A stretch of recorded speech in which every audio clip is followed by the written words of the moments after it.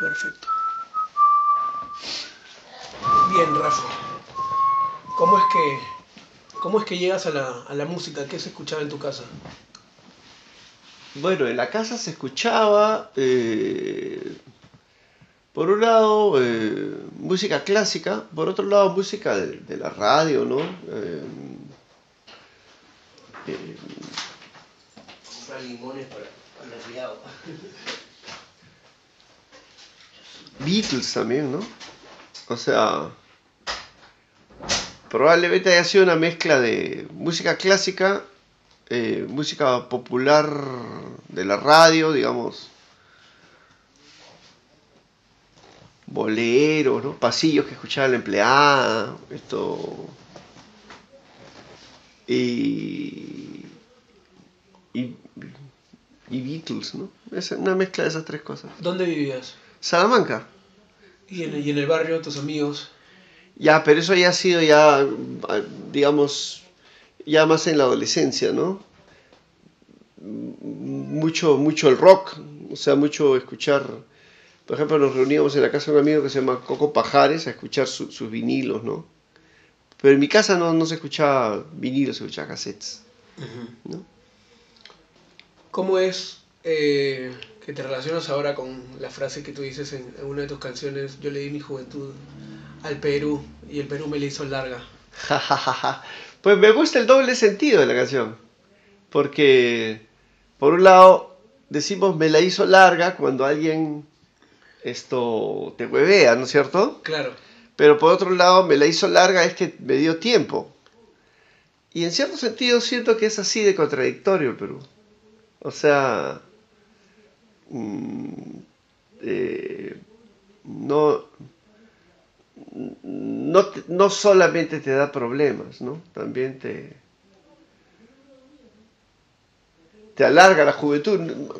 No sé si te alarga la vejez, más bien parece que es un país que mata a los viejos, así como, ¿te acuerdas de esa película No Country for Old Men? claro, sí. Algo de eso, ¿no? Es un país cruel con la vejez, pero sí he visto que alarga la juventud de ciertas personas en el sentido que, no sé, las hace estar alerta más tiempo del que estarían en otro lugar. Por lo menos con mi fallecida madre yo la vi tener una juventud larga y una vejez corta, ¿no? O sea que tal vez, bueno, espero, no sé si se repita conmigo eso, pero yo sí siento que el Perú también me alargó la juventud, ¿no? También diría eso. Cuando has tocado de nuevo los temas de Suicida de 16 y otras canciones, ¿has recordado tu juventud de otra manera? Mm, no, no, diría que más bien que yo el recuerdo lo tenía muy claro, más bien la gente se ha sorprendido, ¿no? Se ha sorprendido de que, digamos, que en el show todo saliera tan bien, todo estuviera eh,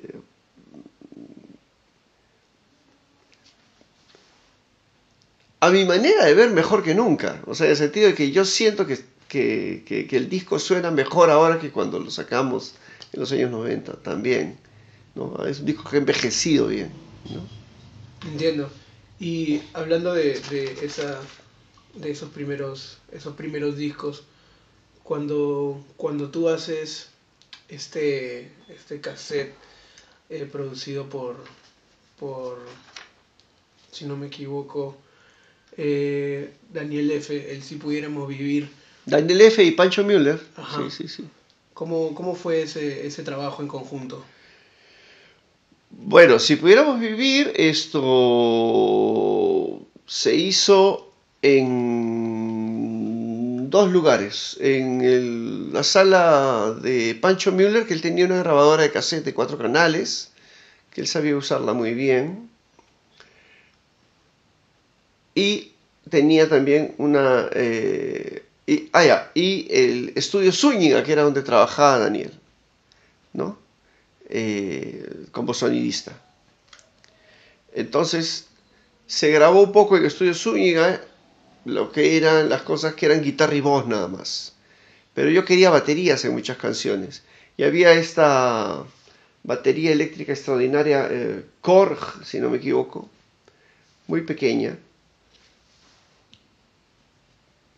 que años después yo la compré y años después me la robaron. Esto, que a mí me encantaba cómo sonaba, porque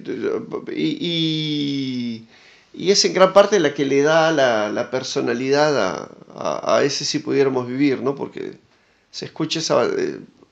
ahora, la batería la tocamos entre todos, es decir, la tocaba un poco yo, un poco Daniel, un poco Pancho, un poco... O sea, todos hicimos algo.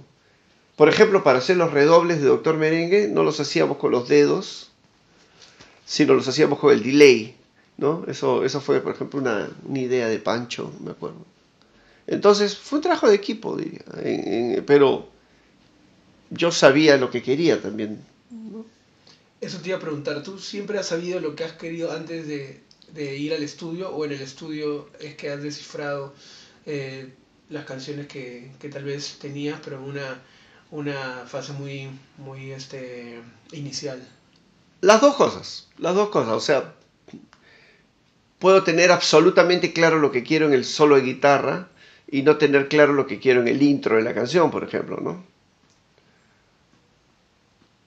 O viceversa, puedo tener absolutamente claro lo que quiero en el intro de la canción y no tener para nada claro lo que es el solo de guitarra, ¿no? ¿En qué canción, por ejemplo, te ha pasado eso? En todas diría que en todas, o sea, en el sentido que siempre tengo algo muy claro también. ¿Tú cómo es que aprendes a tocar guitarra? En la casa de mi madre había un armario grande y dentro de ese armario había una guitarra Falcón extraordinaria, que era la guitarra de mi hermano mayor. Y entonces, como era su guitarra, yo estaba prohibido de tocarla. Pero resulta que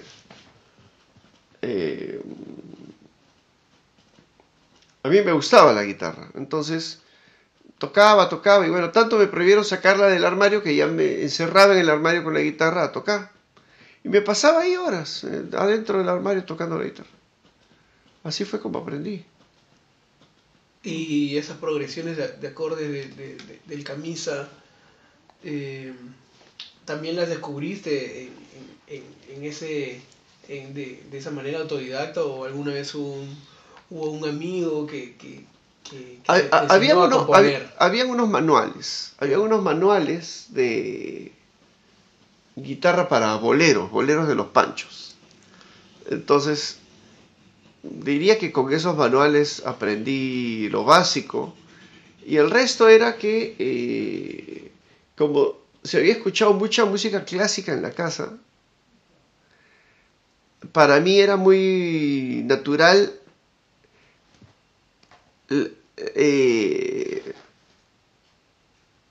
leer las conexiones entre el rock y la música clásica. El rock copia muchas cosas de la música clásica. Entonces, a veces había cosas que no las podía pasar a la guitarra rock, pero las podía pasar a la guitarra clásica. Y digamos, por esa ruta, entender un camino, ¿no?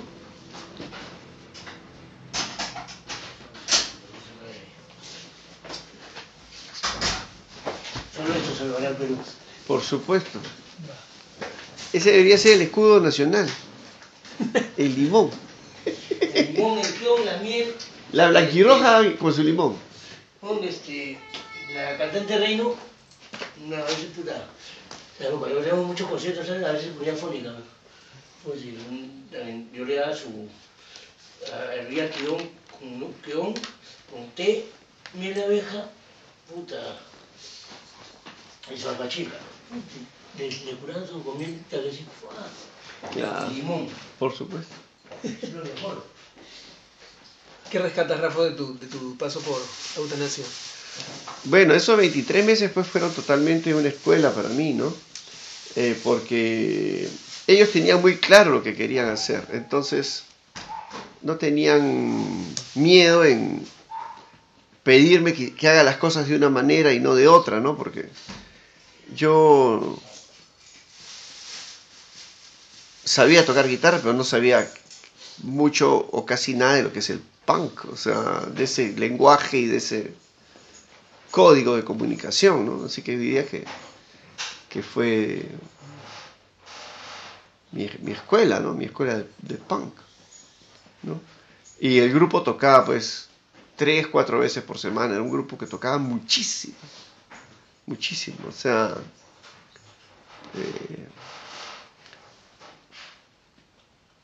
era...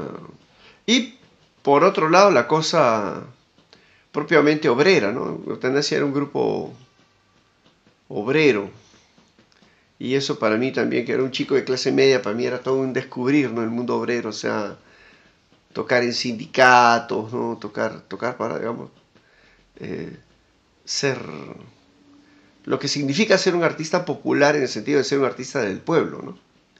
Para mí eso fue una escuela también bien particular, o sea, de ética también. A mí, o sea, el grupo tenía un líder muy claro, y un líder que nos inspiraba, pues, ¿no? Que era el cantante de Eutanasia, Quique, ¿no?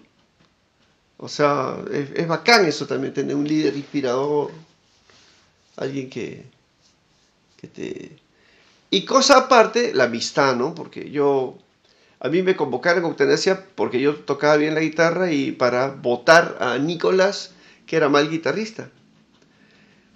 O no malo, pero digamos, ¿no?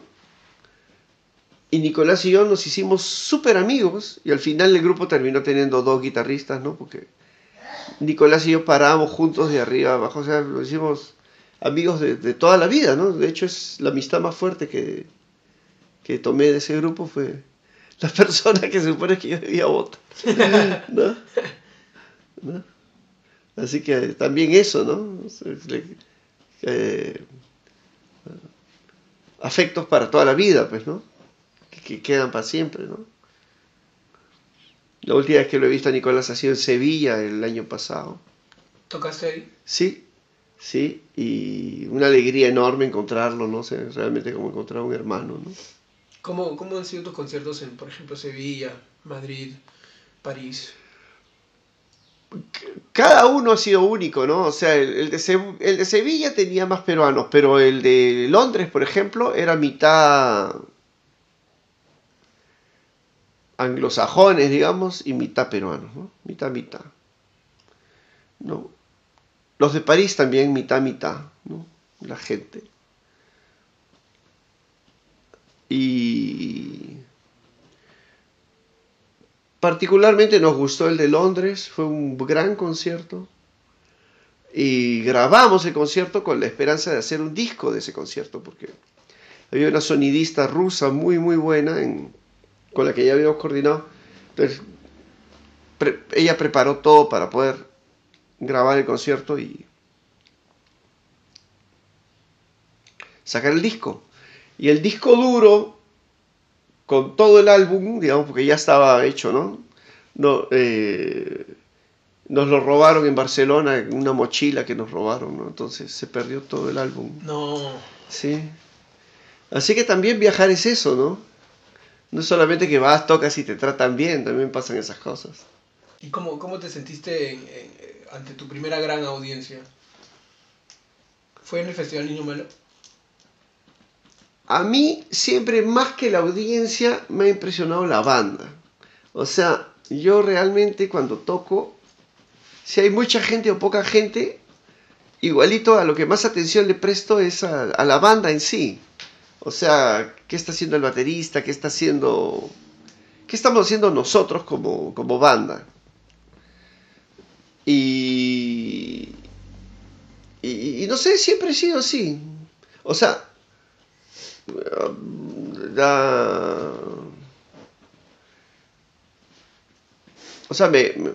me gusta, ¿no? Que le gustemos a la gente, está bien, pero no es lo que más me llama la atención. Lo que más me llama la atención es la química interna de la banda en el escenario, ¿no?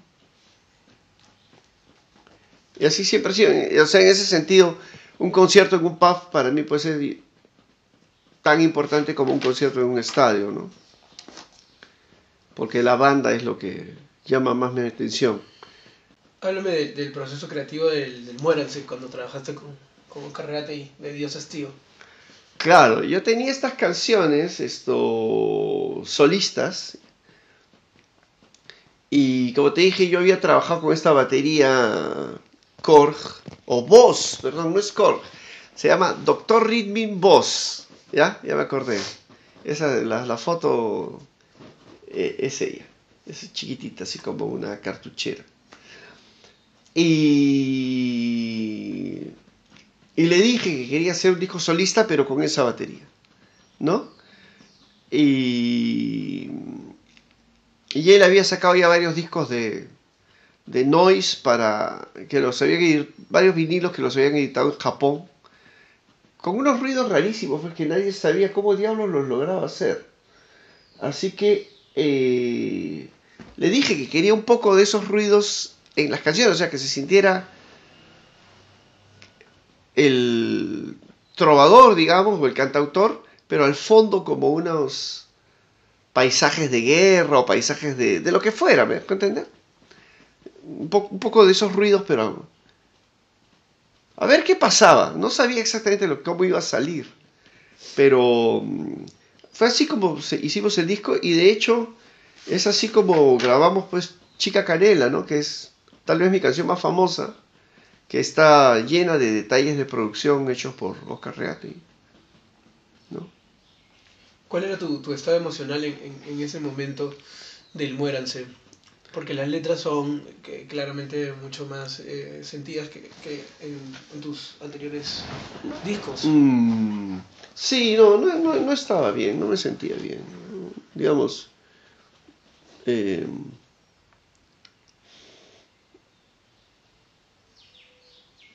mm,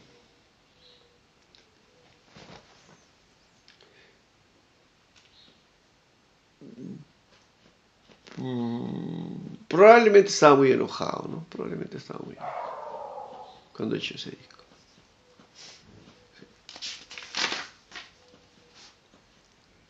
¿Y cuál sería su antítesis? Tu disco más... ¿Feliz? El siguiente, pues el Camisa. Camisa es mi disco más feliz, definitivamente, claro. Sí. ¿Cómo ideaste ese concepto?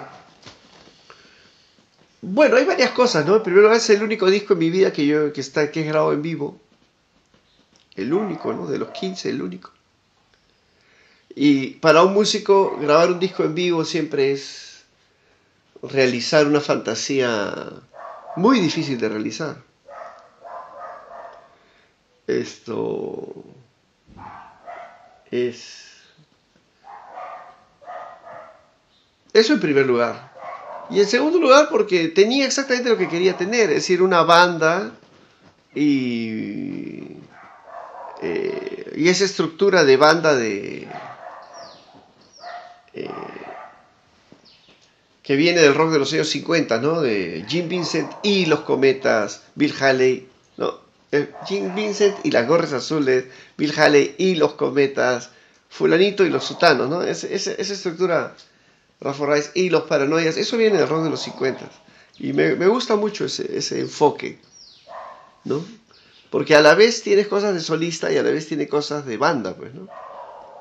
Que es lo que yo puedo ofrecer, ¿no? ¿Y por qué estabas enojado en el Muéranse? Ah,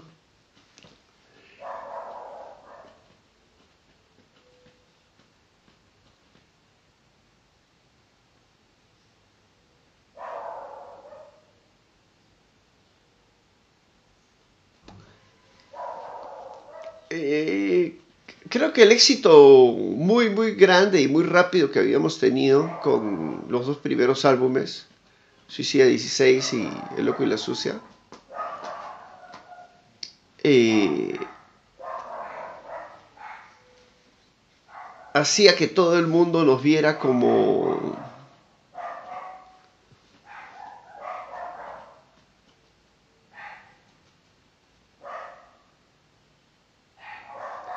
sé, por ejemplo, por ponerte un ejemplo, ¿no? Había gente que, por ejemplo, que consideraba que era, no sé, el próximo Pedro Suárez Vértiz, por ejemplo.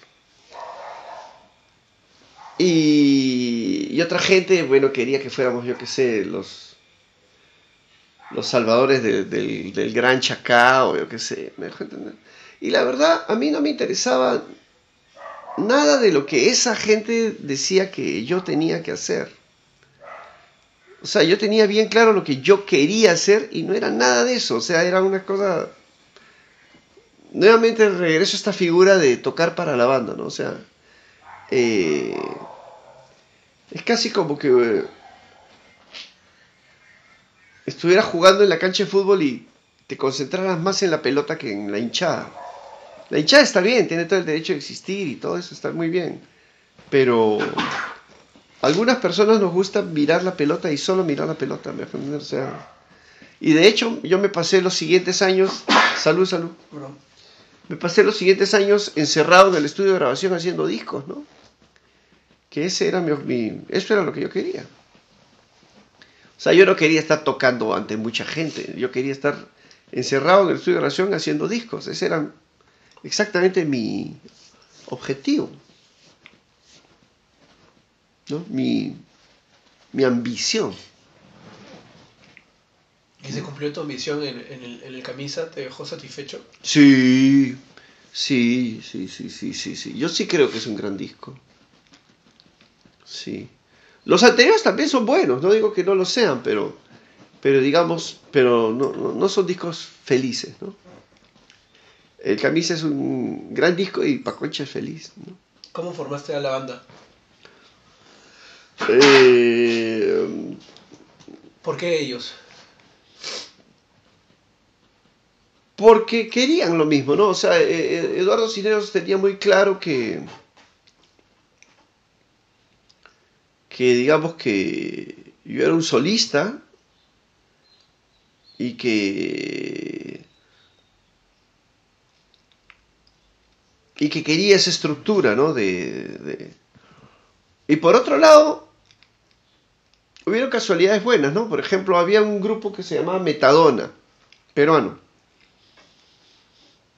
y a ambos nos encantaba absolutamente el disco que Metadona acababa de sacar. Y entonces yo me acuerdo mucho la conversación con... Salud, salud. La conversación con Eduardo, esta era la mesa y fue así, ¿no? Yo saqué el disco de mi mochila y puse el disco sobre la mesa y dije, tenemos que hacer un disco tan bueno como este. Entonces era interesante porque la mayoría de gente estaba mirando, yo qué sé, hacia Nirvana, ¿no? Y a nosotros en realidad no nos interesaba eso. O sea, queríamos hacer un disco tan bueno como el disco de Metadona, ¿no? Claro. Ese era... Entonces, el disco de Metadona. Claro, el disco de Metadona se llama Pare de Sufrir. Es un disco extraordinario, pues, extraordinario. Entonces, un poco que era... Y tampoco queríamos tenerle que explicar a la gente, oye, queremos lograr esto, me dejo entender. O sea, queríamos hacerlo simplemente.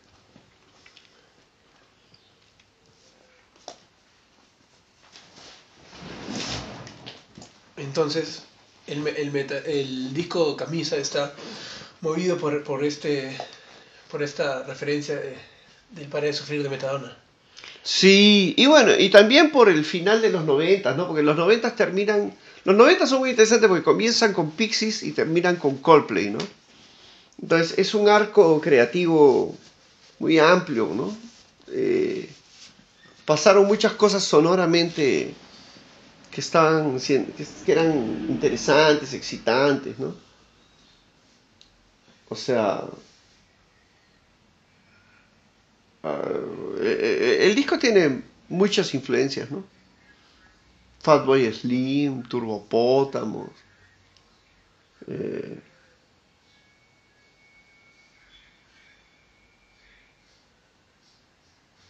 un montón de bandas, ¿no? Un montón, o sea, 37 bandas, no podría, ¿no?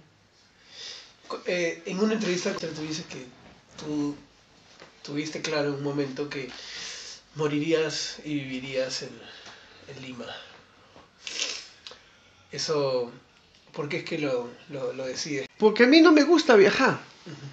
A mí me gusta escuchar discos. Y para escuchar discos no necesito viajar. O sea, a mí me gusta escuchar discos. Y eso es una actividad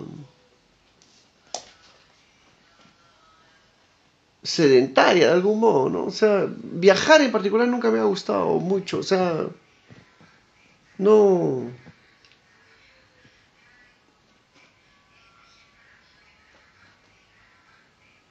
No, o sea, yo viajo porque, bueno, por mi trabajo, ¿no? Pero no busco viajar, no. Nunca he sido mucho de buscar viajar. Digamos, de los viajes que he hecho, lo más sorprendente que me ha tocado vivir ha sido 30 días que viví en el Parque Nacional del Manu, que te hacían firmar unos papeles de que si te comía un cocodrilo no era culpa de nadie, ¿no? Y digamos, eso ha sido lo más, ha sido casi como estar en otro planeta, en el sentido de lejísimos de todo lo que es mi vida cotidiana, ¿no? Y lo que es, no se parece a, digamos, era, no sé, como, un poco como el planeta ese de la película Avatar, ¿no? Un poco así. Digamos, eso me ha gustado. Pero llegar a otra ciudad y ver cómo viven en otra ciudad, las ciudades no sé si me llaman tanta la atención. O sea, sí, ¿no? Pero más me llaman la atención los discos. O sea, me gusta escuchar discos. Y de tu profesión como antropólogo, ¿entiendes los discos de otra manera? Bueno, claro, un disco es como una confesión muy especial, ¿no? Porque confiesas lo invisible, ¿no? O sea,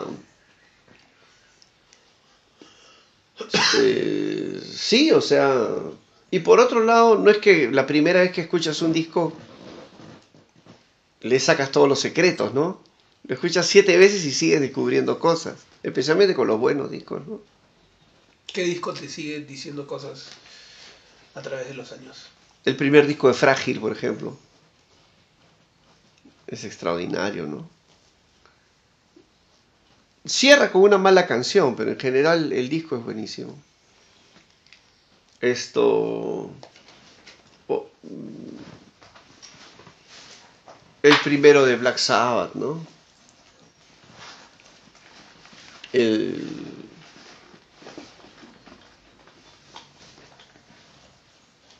Los primeros discos de Björk, ¿no? Los primeros discos solistas de Björk son increíbles.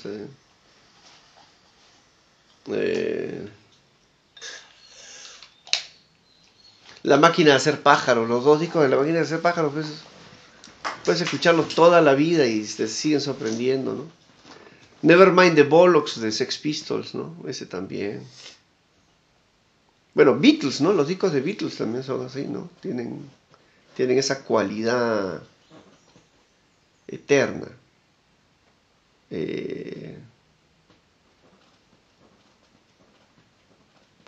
Y por otro lado, también canciones, ¿no? Hay canciones que... Por ejemplo, hay una canción que se llama Flecheros del Sol, que viene en un disco que se llama Manco Inca no Manco. Entonces yo el disco no lo escucho, pero esa canción, que es del pueblo del barrio, siempre regreso a esa canción y la sigo escuchando, ¿no? Entonces también no es que tenga que ser discos necesariamente, pueden ser canciones también, ¿no? A las que siempre regreso y... Más allá de que uno también quiere conocer música nueva, ¿no? Que está bien, ¿no? Y la poesía, cuando tú haces musicalizas 5 metros de poemas, ¿qué tanto te llamaban esos poemas como para decidir musicalizarlos? También es como en los discos que te decían cosas una y otra vez, que te sorprendía. No, en el caso de mi relación con la poesía es más inmediata. Yo no sé por qué musicalizo un poema. O sea, sencillamente que empieza a suceder y ya está sucediendo y casi te diría que sucede antes de que lo piense, ¿no? A diferencia de un disco que vas, te lo compras, te lo consigues, lo pones, lo abres, lo revisas. Lo piensas mucho con un disco, ¿no? Con un poema me parece que me pasa casi como que me sucede antes de que lo pueda pensar mucho. Cuando Watanabe te da las letras de Pez de Fango,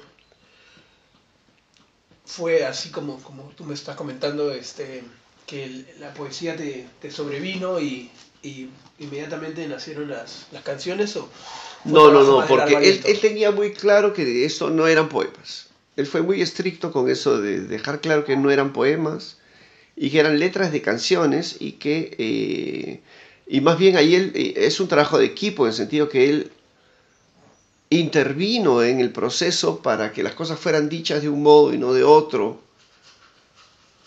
Fue al estudio de grabación cuando se grabaron las voces para... O sea, es su disco también, es lo que trato de decir. No es que yo haya hecho un disco de las cosas suyas. Es un disco de él también, ¿no? Y... obviamente, bueno, yo soy el músico y digamos, ¿no?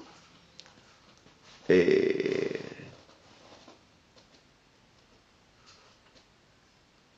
la mayoría de las ideas musicales salen de mi cabeza, pero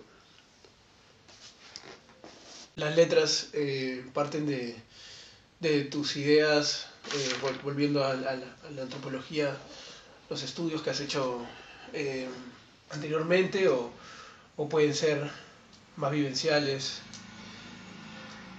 mitad, mitad, mitad, mitad, ¿no? Vivenciales y también, digamos, eh, hay algo de amor a la biblioteca, sí, ¿no? Sí tengo un amor a la biblioteca.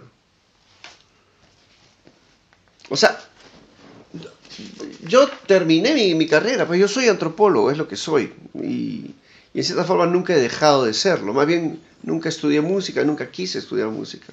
Yo quise estudiar antropología y tengo... Soy un antropólogo que hace música, ¿no? Es lo que ¿Y qué temáticas, irremediablemente soy, ¿no? qué temáticas te interesan? Generalmente lo que la gente calla, o la conversación del futuro también, ¿no? A mí me interesa mucho eso, la conversación del futuro, ¿no? O sea, mi- mis canciones son un poco una manera de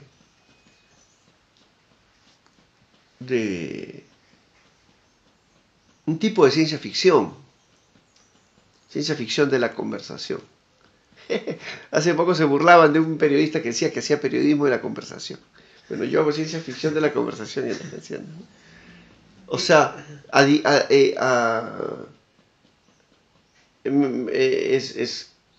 escucho conversaciones del futuro y las pongo en canciones. cuando fuiste a Nueva York a tocar, Si ha sido 2008, ha sido eso, sí. ¿te inspiró como viste ahí la conversación del futuro? Es que es raro porque ellos están en el futuro, pero también ellos están en el pasado. Al igual que nosotros estamos en el pasado y en el futuro a la vez. En realidad todo ser humano está en el futuro y en el pasado a la vez. O sea, no es que... Bueno, yo nunca he estado en Tokio, pero estoy seguro que Tokio está en el futuro y en el pasado. O sea, no tengo la más mínima duda de que si voy a Tokio voy a encontrar un montón de cosas del pasado que están sucediendo, ¿no? Presentes. ¿No? Así que eso es así, estés en donde estés, ¿no? Y,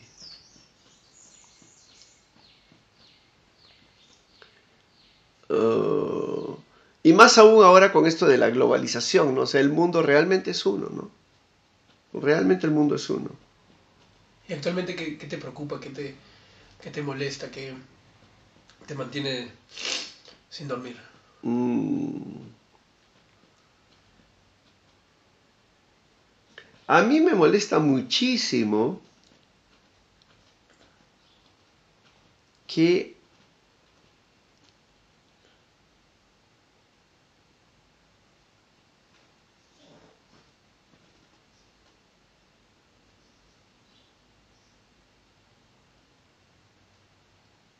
haya hambre en el Perú, ¿no? Que haya problemas de malnutrición en el Perú. Es uno de los países con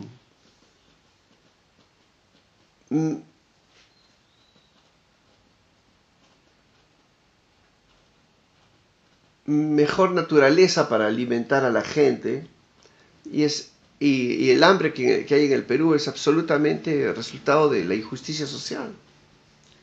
Así que diría que eso es en lo que pienso más todo el tiempo.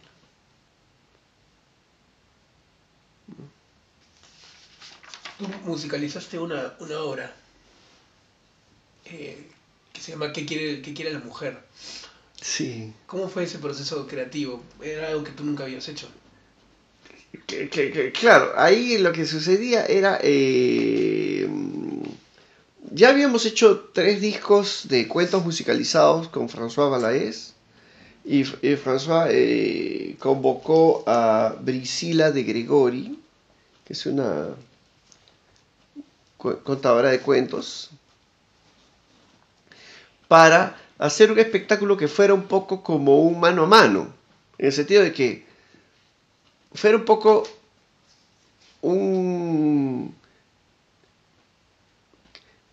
que hubiera un poco de roce en el escenario, en el sentido de que no era necesario que, a diferencia de otros espectáculos que todo está lógico y todo está de acuerdo, acá que hubiera un poquito de autoconflicto y de roce y de enfrentamiento, porque lo que queríamos era precisamente celebrar la diferencia, ¿no? Entonces, partimos de un cuento celta muy antiguo que se llama ¿Qué quiere la mujer? Lo hicimos en versión moderna, digamos, porque estos cuentos pues han sido contados por abuelos y abuelas, ¿no? Entonces que hubiera esa sensación de estar hablando con tus ancestros de ambos sexos, digamos, ¿no? De estar escuchando a tus abuelos y abuelas, ¿no? Un poco ese era el objetivo que se planteó y que se logró también, ¿no? Por ahí lo planteamos. ¿Y cómo eran esas conversaciones con François? Bueno, con François y con Brisila, porque, o sea, el objetivo era darle voz a ambos, ¿no? ¿Cómo se conocieron? ¿Cómo es que te contacta? No, a François yo ya lo conocía del año 98, que hicimos por el 50 aniversario de la Declaración de los Derechos Humanos. Hicimos unas presentaciones de cuentos, ¿no? Con música mía. Él había hecho un espectáculo que se llamaba Cuentos a la Rocaína, con el que le había ido muy mal, pero una amiga que se llama... Ay, carajo, se me fue ahorita.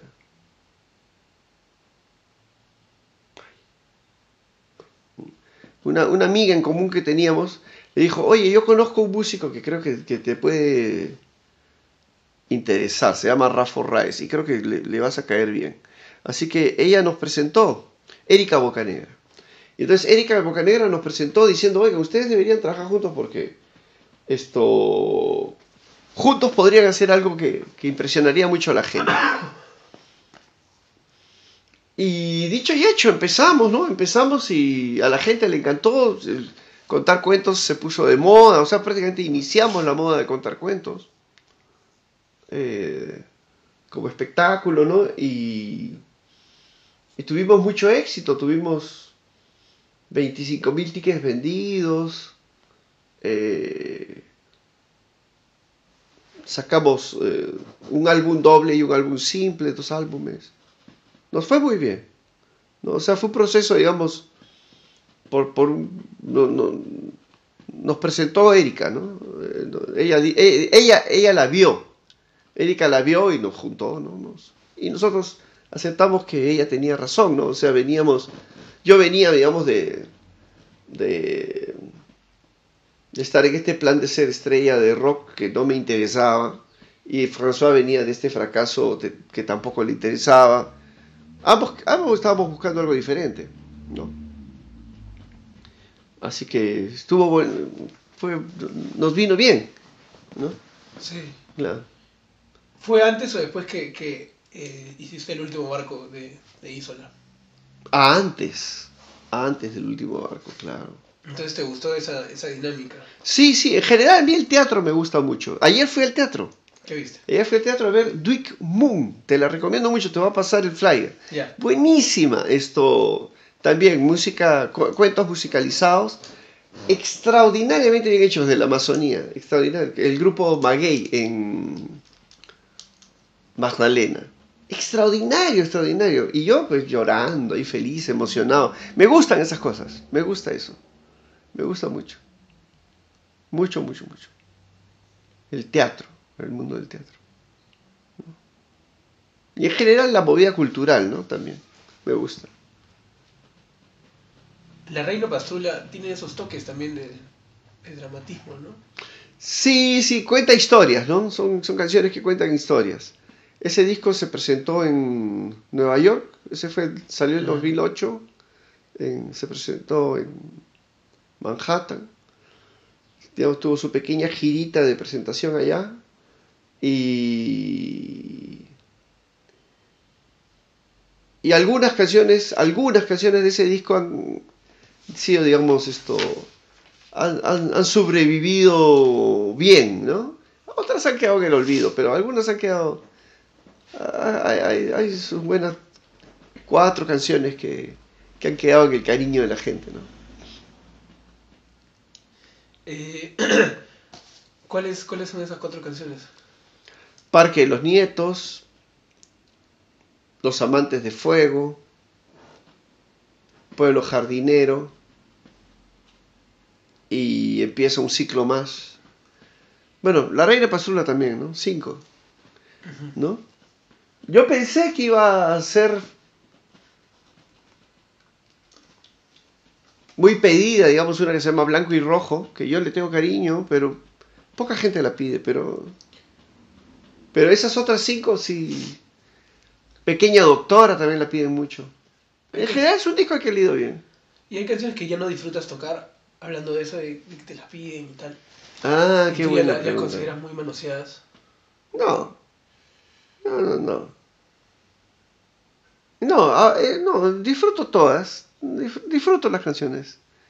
Digamos, no creo que todas sean igual de buenas, pero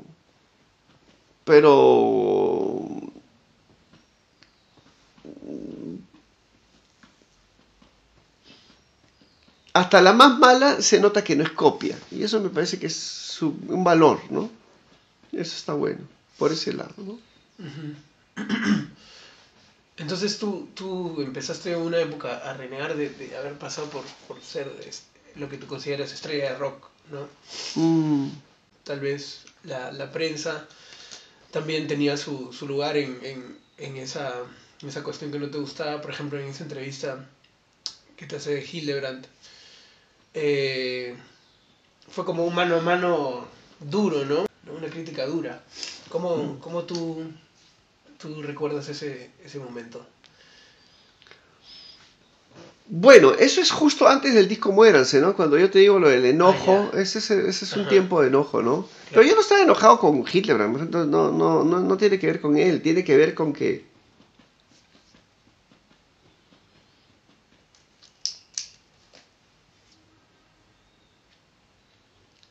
a mí me habían pasado varias cosas, o sea, primero yo había partido de un objetivo muy difícil de lograr, que era el objetivo de hacer que las canciones fueran famosas y yo fuera invisible.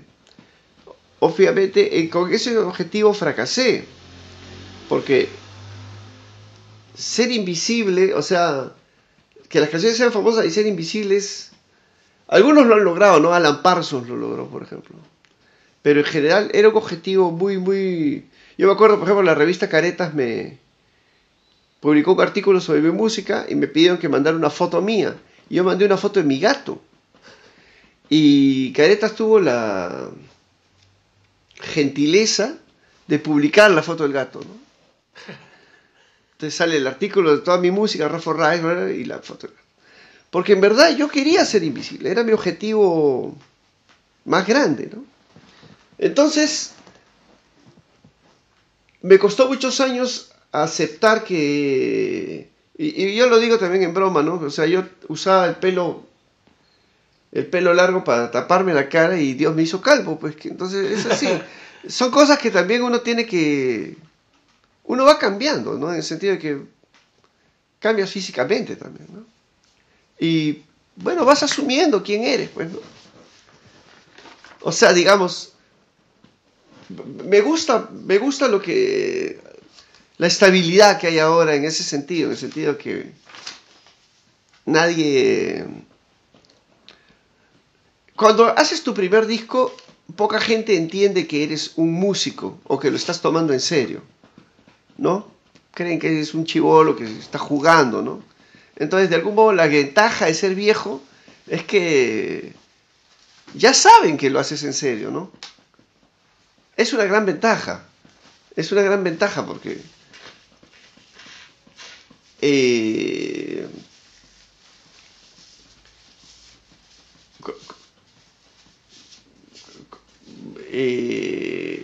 especialmente la sociedad peruana no toma en serio a los jóvenes, ¿no? Es dura con los jóvenes la sociedad peruana en ese aspecto, ¿no? O sea, así que creo que también creo que ese era mi principal enojo también, ¿no? O sea, el hecho de que no se entendiera que había un proyecto serio, ¿no? Que se estaba realizando, ¿no?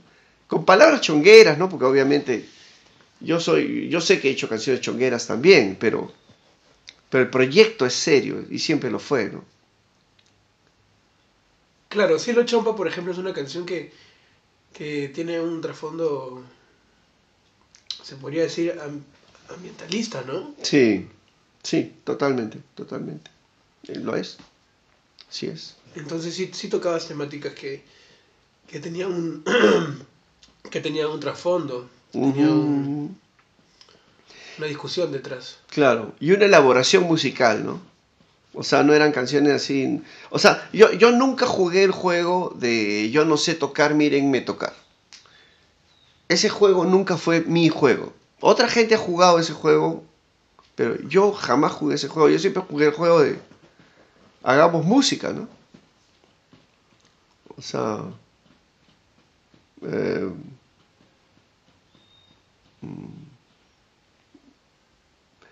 incluso el Muéranse, que podría parecer un disco chancho, digamos, en el sentido que se llama Muéranse y está hecho con esta batería y todo, y por ahí que tiene una canción chancha como... el disco está lleno de detalles musicales, ¿no? De elaboración musical, me refiero.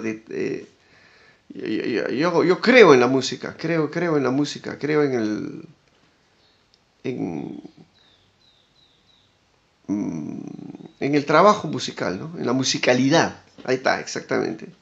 La musicalidad diría que es uno de mis valores. Entonces, es muy jodido cuando uno es joven que... Por ejemplo, no sé, por poner un ejemplo,